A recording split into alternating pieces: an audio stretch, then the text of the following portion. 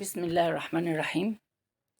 النهاردة إن شاء الله هنعمل مع بعض صينية البطاطس باللحمة الجميلة دي، القمر دي، اللي أي بيت مصري ما فيش حد ما بيحبهاش. كله بيحب صينية البطاطس باللحمة، لحمة مستوية زي ما انتم شايفين كده وجميلة جدا في الفرن. هنشوف إن شاء الله الطريقة مع بعض.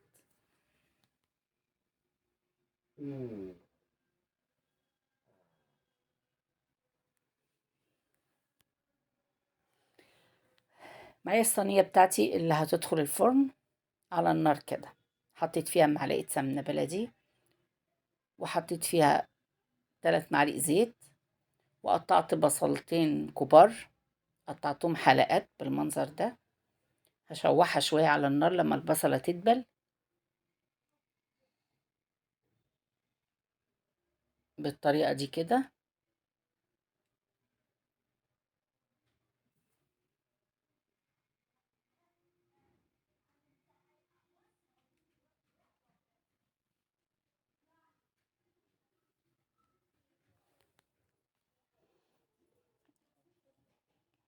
تاخد لون بس بسيط وتدبل معايا بالشكل ده.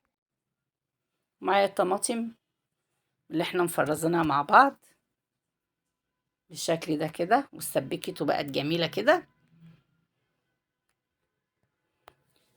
هنحط ملح وفلفل،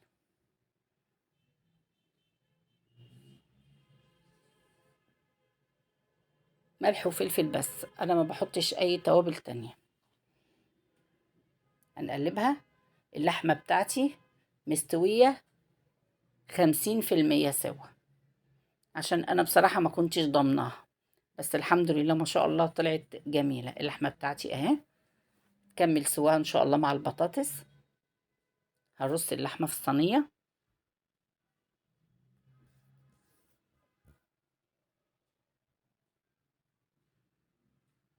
بالشكل ده كده. اجهز البطاطس بتاعتي مغسولة ومتقطعة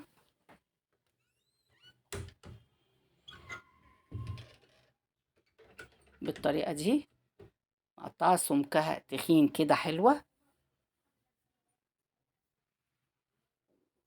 رصينا البطاطس وحطت لها شوربة، وندخلها الفرن ونشوفها ان شاء الله بعد ما تخرج من الفرن.